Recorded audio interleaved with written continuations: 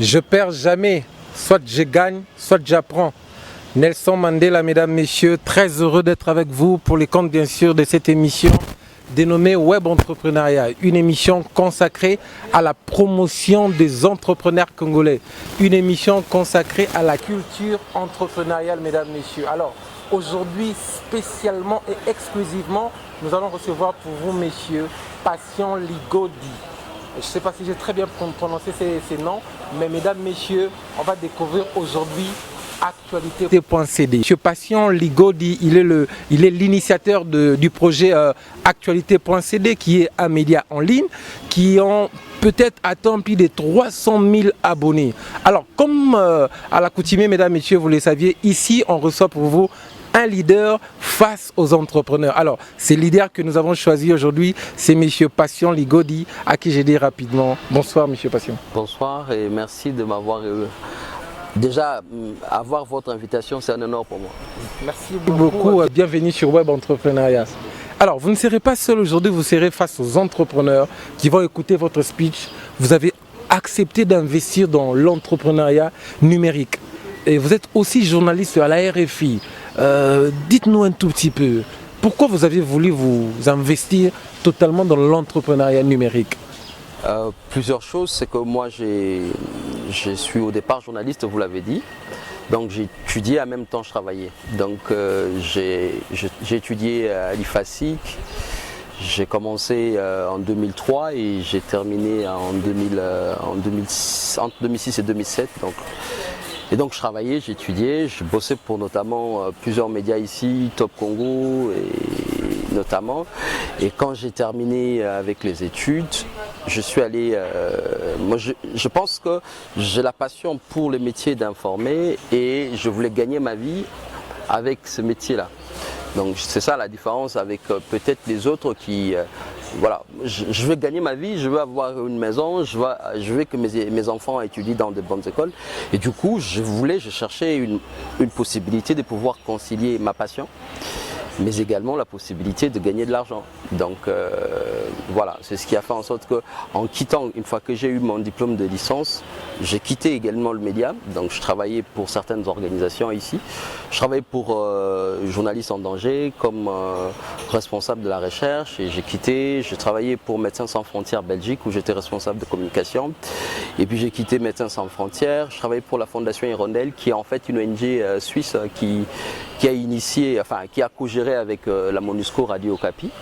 Là j'étais responsable de radio partenaire et ensuite j'ai quitté pour travailler pour le compte d'un projet, le projet paludisme du Fonds mondial de lutte contre le paludisme et le VIH. Et après là je suis allé faire mon master et j'ai terminé un master en management de médias en France et puis je suis revenu et voilà, j'avais un peu d'argent, donc suffisant pour me lancer dans ce que j'aimais faire après avoir eu une expérience d'employé et également une petite expérience également dans la gestion de programmes, dans la gestion de projets par rapport à toutes les organisations que j'ai pu dans lesquelles j'ai pu travailler. Et ensuite j'ai lancé une radio ici. La radio s'appelait à l'époque Univers FM. Univers FM. Ouais. Donc j'ai lancé Univers FM en 2004. En 2014. 2 ans après, j'étais quasiment en cessation de paiement, donc j'avais pas assez de moyens pour soutenir le projet. Donc j'avais de l'argent pour lancer le projet, j'avais de l'argent pour faire tourner le projet, mais je n'avais pas assez pour maintenir le projet. Après j'ai cédé la radio, maintenant la radio s'appelle UFM et qui est maintenant gérée par Mohombi et ses autres associés. Le rappeur Mohombi. Oui. Et donc du coup. Ça émet à Kinshasa aussi. C'est à Kinshasa sur 94.7. Et du coup après, je fais chaque fois que je vais à l'étranger, moi, ce que je fais, c'est je visite les médias. Parce que c'est ma passion, parce que c'est ce que je sais faire et je pense que voilà. Tous mes voyages à l'étranger, c'est essentiellement par rapport à ça. Donc j'ai fait un tour fin 2015 aux États-Unis, j'ai visité quasiment tous les médias là-bas. Donc que ce soit CNN, que ce soit le New York Times, que ce soit USA Today, le Washington Post. Et au retour, j'étais quand même assez choqué de voir ce qui était fait là-bas, qui était totalement différent de ce qu'on pouvait retrouver en Belgique ou en France, ainsi de suite. Ils avaient toujours une longueur d'avance par rapport à l'innovation, par rapport à l'approche produit vis-à-vis du public et consorts. Et quand je suis revenu, j'ai eu l'idée de lancer un média digital. Pourquoi média digital? Parce que, le média, c'est ma passion digitale, parce que là j'avais une opportunité de pouvoir explorer un terrain qui était plus ou moins vide, mais aussi parce qu'il n'y avait pas encore beaucoup de médias dits sérieux. Vous avez quel média à l'époque? Il y avait 7 sur 7 qui était là, il y avait Média Congo qui était là. Mais à l'époque c'était vraiment le grand, je ne sais pas s'il faut l'appeler média, parce que moi je fais la différence entre les sites d'information qu'on peut retrouver et un média. Un média, digital soit-il, un média c'est d'abord l'aspect institutionnel, c'est-à-dire vous avez des papiers reconnus, vous payez votre impôt, vous payez les fiscs, vous avez des gens que vous payez et vous avez une adresse, et donc l'aspect institutionnel c'est important quand on parle. C'est la même chose avec les autres projets au niveau digital. Il ne suffit pas d'avoir un produit. Si on veut être appelé entrepreneur ou on veut travailler dans les secteurs, dire qu'on on a investi dedans, une entreprise c'est une personne morale, c'est une institution. Et donc j'ai fait la différence entre les sites qui peuvent exister et l'institution média qui peut exister, qui emploie des gens et qui travaille au quotidien dans le secteur. Donc il y avait ces différentes plateformes qui existaient. À l'époque, Congo Mic, il était très fort. Oui. Mais bon, nous on avait... Le premier constat qu'on avait fait, c'est que quand on tapait actualité de la RDC sur Internet, ça te ramenait essentiellement sur du contenu produit à l'étranger. Produit essentiellement à l'étranger par des médias étrangers. Donc tu avais comme ça RFI, tu as Jeune Afrique, tu as La Libre et consorts. Et puis il y avait cette propension pour beaucoup de médias français à développer un côté africain.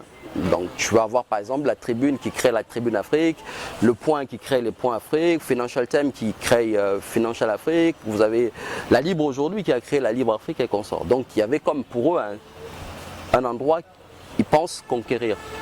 Et moi je pense que c'était légitime pour des journalistes congolais de pouvoir justement revendiquer la possibilité de faire en sorte que quand on tape actualité de la RDC sur Google, que ça vous ramène d'abord sur du contenu produit par des journalistes congolais.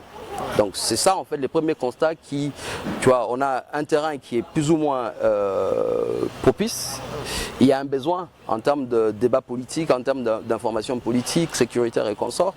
Et ensuite il y a aussi le côté passion du journalisme et concilier le terrain propice qui était Internet et la passion du journalisme et un peu de moyens que j'avais. Et donc j'ai constitué une équipe à Kinshasa, essentiellement des étudiants de l'IFACI.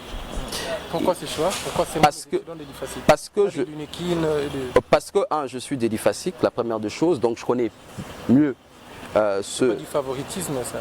C'est pas du favoritisme, je dirais peut-être de la facilité. Donc je connais plus les secteurs. Okay. Donc je serai de l'Unikin, je maîtriserai mieux l'Unikin par rapport aux autres. Donc je connais l'IFACI, j'ai été formé là-bas et du coup je me disais que c'était beaucoup plus facile pour moi de contacter des étudiants que je connaissais. Ces mêmes étudiants à présent que Politico.cd. C'est des mêmes étudiants qui aujourd'hui sont plusieurs autres médias. Il y a plusieurs autres médias. Ça vous avez fait comment l'air de pas? Je dis l'entreprise, l'activité entrepreneuriale, c'est un éternel apprentissage. On apprend tout le temps, surtout dans le secteur du digital, tout le temps. Tu apprends comment gérer les gens, tu apprends comment gérer les temps, tu apprends comment gérer l'entreprise, tu apprends beaucoup de temps. Et je crois qu'on a commis beaucoup d'erreurs également par le passé. On en arrive, super. Ça c'est extraordinaire. Votre intervention, elle m'a beaucoup plu. Mais j'aimerais vous poser encore une autre question, monsieur Passion. On va aller vraiment lentement. On a consacré cette édition pour votre 4e anniversaire. Aujourd'hui c'est spécial. Actualité.cd. Mais les entrepreneurs vont écouter votre speech et beaucoup d'étudiants. Vous avez dit que vous avez fait plusieurs formations, vous avez même fait un master. Mais la grande question que j'aimerais savoir, quelle est l'importance d'être suffisamment formé pour se lancer? Parce que tantôt, on voit plusieurs médias aujourd'hui, en lingala justement, même sur Internet, les gens se lancent comme ça et sont une grande formation. Pourquoi vous donnez beaucoup d'accent à la formation? Quelle est la place de la formation pour, vu que nous sommes de l'entrepreneuriat, pour un entrepreneur? Il n'y a pas que la formation, il y a beaucoup de choses qui rentrent en ligne de compte. Vous avez la formation, vous avez la capacité de créer, donc la créativité. Vous avez les contextes, vous avez pas mal d'autres choses. Mais je crois que moi, j'ai appris le journalisme. Tout ce que je sais faire, c'est le journalisme. Je ne suis pas médecin. Voyez-vous ? Je ne suis pas médecin. Je suppose qu'il y a une double reconnaissance que je peux, moi, attendre. La première reconnaissance, c'est la reconnaissance de mes pairs, c'est-à-dire des gens qui font le même métier que moi, des journalistes comme moi, qui doivent vous reconnaître dans ce que j'ai fait, leur métier, les journalistes. La deuxième reconnaissance, c'est la part du public qui attend de moi un produit, l'information. Voyez-vous ? Et par rapport au fait qu'il y a mes pairs qui existent, il y a un métier qui est là, le métier d'informer, je crois qu'on s'improvise. Je ne peux pas m'improviser médecin, je ne peux pas m'improviser avocat. Donc il y a un certain nombre de codes, un certain nombre de techniques et un certain nombre d'éléments qui font en sorte qu'il faut absolument apprendre. Il faut absolument apprendre. Là, je parle de moi par rapport à ce que j'ai fait, par rapport à... Ça vous est arrivé aussi de vous dire, je ne peux pas faire comme telle personne, comme tel média? Comme qui, par exemple? Moi, j'ai un code, j'ai été à l'école. Donc, moi, mon premier Il y a des médias qui vous intéressent pas à Kinshasa, au Congo, par exemple? Tout m'intéresse. Maintenant, mon premier censeur, c'est ce que j'ai appris à l'école. Si l'école me dit, ça c'est mauvais, c'est mauvais. Et il y a beaucoup de mauvais, tout comme il y a beaucoup de bons. Il y a beaucoup de mauvais. On est dans un pays de médiocrité et on ne doit pas se le cacher. Oui. Essentiellement, on est mauvais. Tous presque. Tous. Je pense que tous on est mauvais. Donc quand je dis mauvais, c'est-à-dire qu'il y a une marge de progression. C'est-à-dire notre pays, c'est un pays qui est sous-développé, ça on est d'accord. Dans notre pays, on a 8 épidémies actives là maintenant. On est l'un des rares pays où il y a encore la peste, voyez-vous.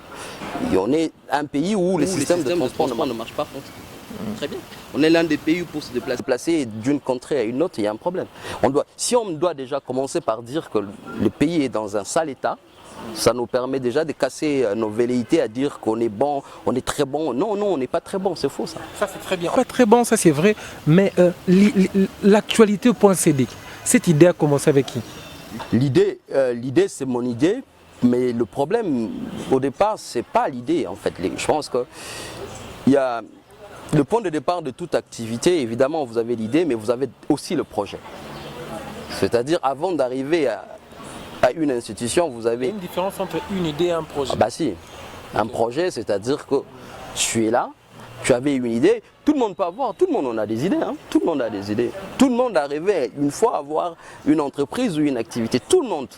C'est comme ça que moi, les gens qui disent « Oh, on m'a piqué mon idée », oui, c'est malheureux, mais bah, écoute, une idée, ça reste une idée. Ah, tu vois, une idée, c'est au niveau conceptuel.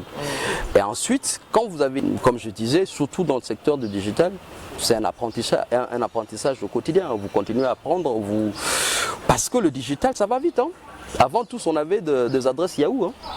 Maintenant, je crois que tous, on a presque émigré chez Gmail. C'est pour te dire que tu peux être mastodonte à un certain moment, mais tellement que ça tourne vite, c'est pas évident. Alors, vu que vous parlez du numérique, alors la grande question est celle de savoir aussi, aux États-Unis, l'FBI, la CIA, toutes ces agences de renseignement ont tendance à travailler avec les médias, le Facebook et les autres. Vous avez plus de 300 000 abonnés, ça constitue une masse de données, ça constitue ce qu'on appelle le big data. Mais est-ce que nos services des renseignements aussi viennent vers vous aussi? L'information, c'est une donnée sécuritaire, fondamentalement. Si tu apprends par exemple que ça tire à tel endroit, c'est une information. Quand tu apprends que ça tire à tel endroit, c'est une information, ça te permet de dire je garde mes enfants, je reste moi-même ici, j'attends ainsi de suite, et j'appelle ainsi de suite. Chacun d'entre nous, avant de sortir de chez lui, il veut être rassuré. Et la même chose avec les services de sécurité. Nous, on a une grosse part d'informations sécuritaires. On a 7 correspondants dans la partie est du pays. Goma, Beni, Butembo, Bunia et consorts. C'est quand même c'est beaucoup d'informations sur la sécurité que nous donnons. Et évidemment que... Donc vous aidez l'État aussi? On n'aide pas forcément l'État. Je crois que l'information en soi, c'est un service public. On aide tout le monde. Pour ceux qui disent que vous êtes une plateforme de l'ANER. Il y a vous, il y a Top Congo qu'on accuse très souvent. Vous êtes là pour espionner les données. Les gens peuvent dire ce qu'ils veulent. Les réactions. Bah, les gens... Non, il n'y a même pas à répondre là-dessus. Si tu comprends la valeur de l'information, tu comprends le rôle du journalisme dans une démocratie, tu comprendras que le jour où on n'aura plus de radio, on n'aura plus de télé ici. C'est faux ou c'est vrai que vous êtes dans les sondages et vous travaillez avec l'ANER? Ça veut dire qu'on comprend. Si déjà on arrive avec ces niveaux-là, on ne comprend pas le rôle du journalisme. Ça ne peut pas être normal. Ça peut pas être normal. C'est quoi le rôle? C'est quoi l'information? Une information, pour ceux qui ont fait l'école de journalisme, ils vont te répondre, c'est un fait socialement significatif que le journaliste rapporte après lui avoir donné une forme. Un fait socialement significatif. Un fait qui a du sens pour la société, que les journalistes rapportent après lui avoir donné une forme. S'il n'y a pas de socialement significatif, il n'y a pas d'info. Vous n'avez pas toujours répondu à la question. Hein. C'est faux ou c'est vrai? Il n'y a pas de faux ou de Parce qu'on vrai. a vu, Le journalisme, c'est comme si je disais que le médecin travaille pour l'ANER, ça n'a pas de sens. C'est comme si je disais les avocats ils bossent pour l'ANER, ça n'a aucun sens. C'est comme si je disais les pilotes ils bossaient pour l'ANER, ça n'a aucun sens. Les corps de métier qui sont constitués font partie des réponses aux besoins de la société. Le médecin répond... Mais pourquoi on a accusé ça avec Facebook, Mark Zuckerberg, qu'ils espionnent les données? Deux choses. Facebook, c'est une plateforme, un réseau social qui n'est pas un média. Ça, c'est la première des choses. C'est un réseau social qui a comme principale activité connecter les gens, avoir des contenus et mettre la publicité, et ainsi de suite. Les big data sont des contenus que nous avons en termes... Quand tu vas sur Internet, tu laisses ce qu'on appelle un déchet numérique. Les déchets numériques, c'est en fait des éléments. Des coquilles. C'est notamment des informations personnelles que vous laissez parfois sans connaître ou en pleine connaissance. Et ces données-là, pour certaines entreprises comme Facebook, ça constitue un peu ce qu'on appelle du pétrole pour eux, pour vendre aux différentes entreprises. Comment vendre Comment vendre aux entreprises? Parce que là aussi, il faut que ceux qui sont dans la théorie du complot comprennent un peu comment on vend. Facebook me demande à moi, si tu veux être dans mon réseau, décline tes informations. Ben, naturellement, je mets mes informations. Après avoir mis mes informations, Facebook veut faire de l'argent. Facebook va voir des entreprises qui bossent, par exemple, moi j'aime les produits de la tech. Facebook va voir les entreprises de la tech pour leur dire bah, à Kinshasa, il y a telle personne qui a tel profil qui aime des histoires de la tech, notamment les téléphones, de montres connectées ou des choses comme ça. Et tu vas avoir de la publicité qui est ciblée vers toi. Voilà, c'est ça, le vrai enjeu de Big Data, le vrai enjeu des données, c'est ça. C'est vous laissez des données et les réseaux, les différentes plateformes prennent ces informations-là, les vendent. D'abord, le but est commercial. Maintenant, si les autres utilisent ces données pour des fins politiques ou sécuritaires, ça c'est leur affaire. Mais aujourd'hui, le modèle économique de Facebook, c'est la publicité. Et ces big data-là sont donnés et sont vendus. Qu'est-ce qui vous arrive quand vous publiez une fausse information? Bah, déjà, le travail... Si vous faites 5 ans à l'université, quand vous faites 5 ans à l'université comme journaliste, on vous apprend à ne pas publier une fausse information. Comment? 5 ans, je ne peux pas résumer le travail, l'étude de 5 ans, mais il y a des techniques pour ne pas publier. Quand je vous dis, vous êtes dans un pays où il y a beaucoup de spéculations. Oui, ça existe, oui. Des fois, vous prenez le temps pour publier. On prend toujours du... C'est comme ça que je dis dans la définition de l'information que je vous ai donnée, fait socialement significatif que le journaliste rapporte après lui avoir donné une forme. La forme, c'est quoi? La forme, c'est justement l'étape où vous avez collecté. Il y a des techniques pour collecter la bonne info. Il y a des techniques pour traiter cette bonne information. Traiter veut dire quoi? Traiter veut dire, ok, tel m'a dit ça, ça, ça. Mais j'ai d'autres mécanismes pour vérifier si c'est vrai ou c'est faux. Après, tu as aussi d'autres mécanismes pour maintenant diffuser ces informations-là. Et ça, on vous l'apprend à l'école pendant 5 ans. C'est pour te dire que tu ne t'improvises pas. Si tu t'improvises, ça va se voir que voilà, ça, c'est pas un journaliste, ça, c'est pas un médecin. Ça, c'est un CD durant ces 4 ans, vous n'avez publié aucune fausse information. Bah, une information tronquée, il y a une différence entre une information partielle ou tronquée par rapport à une fausse information. Tu vois, une fausse information, c'est dire que vous avez inventé une information, vous la mettez ou vous avez entendu, tu vois. Maintenant, une information qui est partielle, oui. Partielle, ça peut te dire, je peux te dire aujourd'hui qu'on a arrêté telle personne sans te dire la motivation, pourquoi on a arrêté cette personne. Cette information-là est partielle, tu vois. Je ne suis pas allé plus loin que ça. J'ai donné par rapport aux éléments que j'avais à ce moment-là. Alors, mais dans le travail de tout le monde... Ces 4 ans, ce n'est pas une information partielle. Les informations tronquées, oui. On a commis beaucoup d'erreurs. J'ai commencé par dire ça ici. Pourquoi on a commis des erreurs? Parce que c'est une activité humaine. Ça, c'est la première des choses. Déjà, même les pilotes, ils font cracher des avions. Pour te dire. Hein? Moi, je travaille pour de grands médias. Je travaille pour l'agence de presse Reuters. Je travaille pour Radio Vatican. Je travaille aussi pour RFI. Je peux te dire que les erreurs, partout on commet les erreurs. Ça, je peux te le dire. Et je l'ai dit, je commence à travailler depuis 2003 et maintenant, les médecins commettent des erreurs, les avocats commettent des erreurs. C'est partout, ça, vous avez raison, c'est partout. Mais vu qu'on vous a sur ces plateaux, est-ce que vous pouvez nous citer quelques médias que vous aimez en RDC? Ah si, il y a beaucoup, ouais, aussi. Il y a même ceux qui font un travail plus qu'actualité. 5 médias en ligne. Je ne dirais pas 5, mais il y en a, je peux peut-être pas citer beaucoup. Mais après, moi, je fais toujours la différence entre... Je ne fais pas la différence entre médias digital et médias non digital. Pourquoi? Parce que finalement, tous les médias deviendront digitaux. Tous. Finalement. Tous. C'est une prédiction, ça. C'est comme ça. C'est comme si tu disais que nous, on ne travaille pas avec l'électricité. Tu vois, le digital s'impose à nous tous. C'est comme ça que vous avez une excellente radio comme Top Congo qui a également des visées et qui a également une présence numérique à assumer. C'est pour te dire que tous, vous regardez les sites internet des grands médias en Europe ou aux États-Unis, vous regardez USA Today qui est un journal papier au départ, mais si vous regardez leur site, vous vous posez la question où se trouve le papier, quoi. C'est-à-dire ils sont dans le multimédia, ils sont dans le journalisme et des données, ils sont dans beaucoup d'autres choses. Qui font aussi des travaux comme vous. Tous, alors moi ce que je disais tantôt, c'est que je fais pas la différence entre médias digitaux et médias... c'est d'abord dans les médias digitaux. Comme tout le monde va être dans le digital et comme tous sont dans le digital, dans les médias digitaux, on retrouve ce qu'on appelle les pure players, c'est-à-dire des médias natifs du web qui n'ont de présence que sur Internet, mais également ce qu'on appelle des médias en mutation numérique, c'est-à-dire des médias qui ont une existence classique et qui font des pas pour arriver à être aussi sur Internet. Je comprends que vous ne pouvez pas faire la publicité pour d'autres médias. Je comprends. Allez-y, allez-y. Top Congo, c'est un média qui m'inspire beaucoup. En ligne, Top Congo, on a Top Congo. J'aime beaucoup le travail de 7sur7.cd. 7sur7, j'aime beaucoup le travail des Zoom Echo, j'aime beaucoup le travail des Cases Info, j'aime beaucoup, ils sont Kinshasa Times, ils sont nombreux qui font du travail, Environ News et consorts. Donc, il y a, pour te répondre encore, il y a une association des médias digitaux qui existe ici. Je voulais que vous en arriviez là. De médias, donc je peux pas tous ça, c'est très bien. Ça, c'est très bien. Ma question maintenant est celle de savoir, vous avez plus de 300 000 abonnés. Vous êtes un peu comme un précurseur des médias en ligne, en RDC. Ça, il faudra qu'on se le dise. 4 ans aujourd'hui. Il faut que ceux qui vous suivent en tirent quand même profit. À l'étranger, quand vous avez un média comme le vôtre, Facebook, Google paye ces gens qui leur apportent encore beaucoup d'abonnés. Est-ce qu'ici, vous n'avez pas songé à ça? Parce que, par exemple, moi, quand je me réveille, je me connecte sur Facebook pour actualité.cd.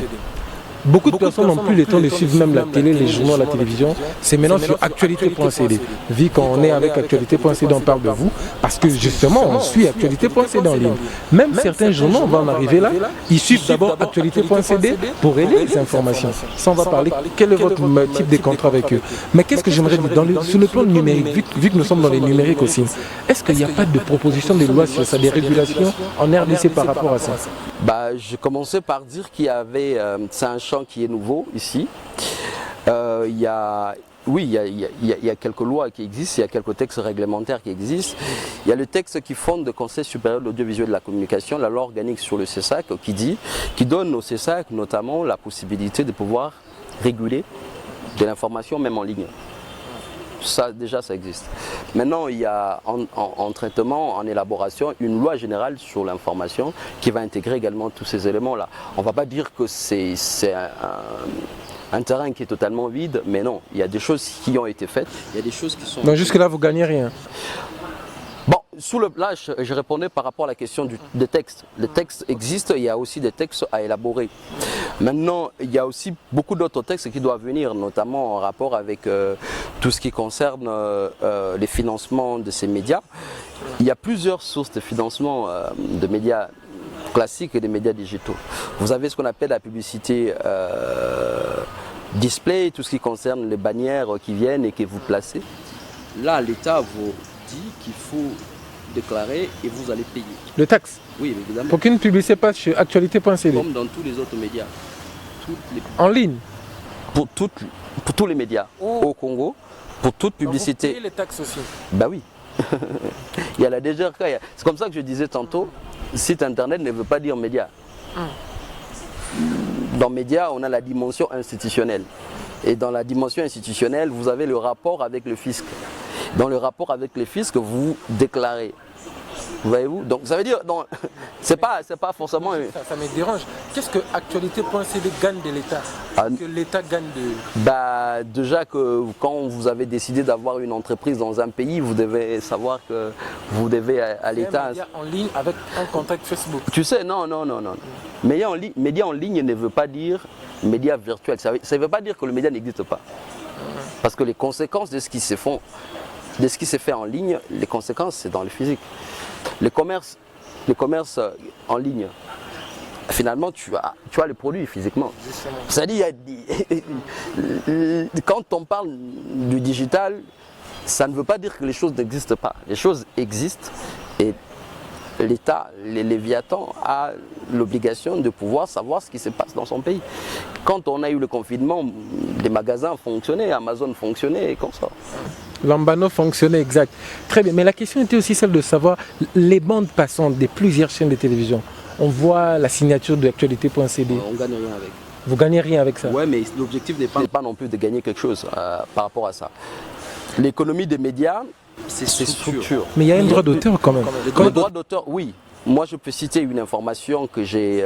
voilà. On laisse parce que... Sur Télé 50 par exemple. Notre modèle économique ne se base pas sur ça. Le modèle économique, je commençais à dire, le modèle économique des médias, vous avez de la publicité dite classique. Pour les médias digitaux, c'est notamment le bannière.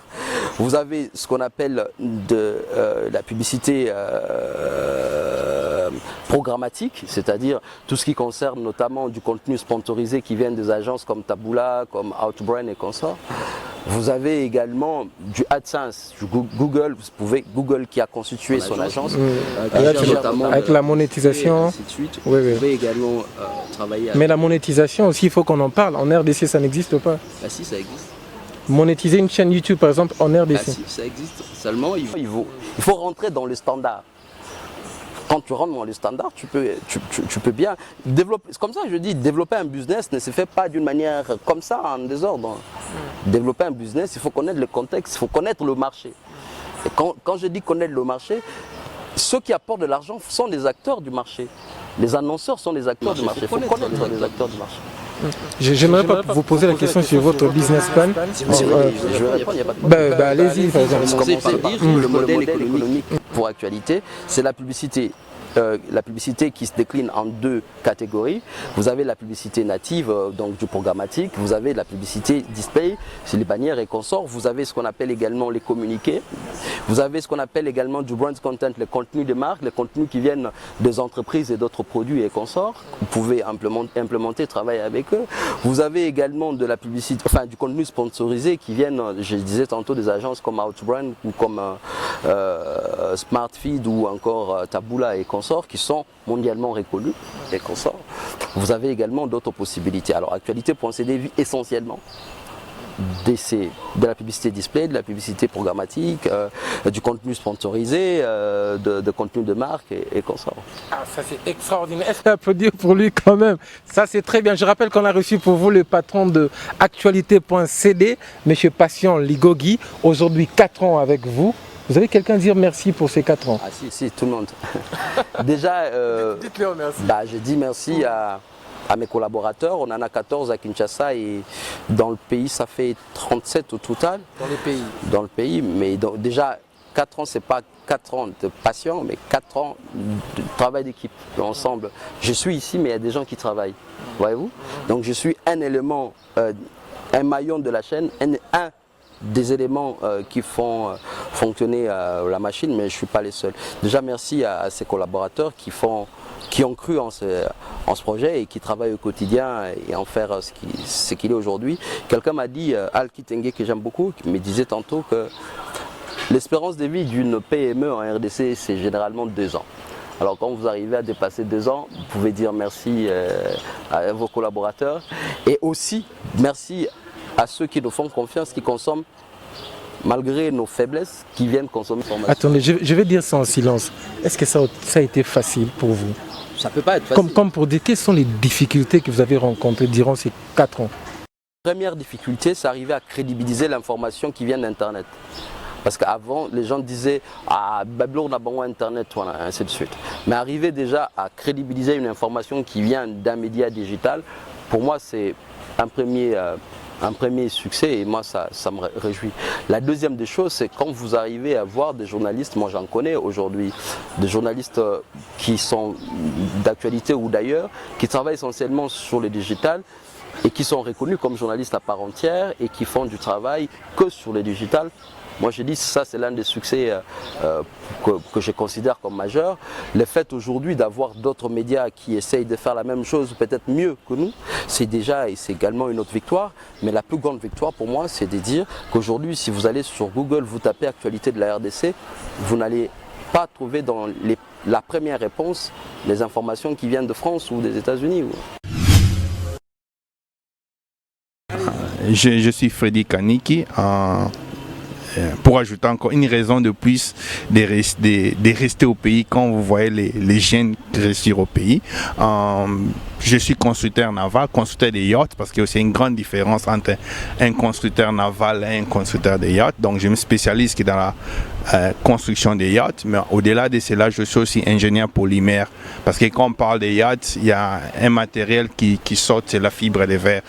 Alors ça fait pratiquement 7 mois que je dis nous, parce que nous sommes une institution, c'est pas Freddy, donc nous sommes une institution qui est Addis Congo, c'est implanté à Kinshasa, parce que c'est juste une succursale de Addis Group qui est basée en Afrique du Sud.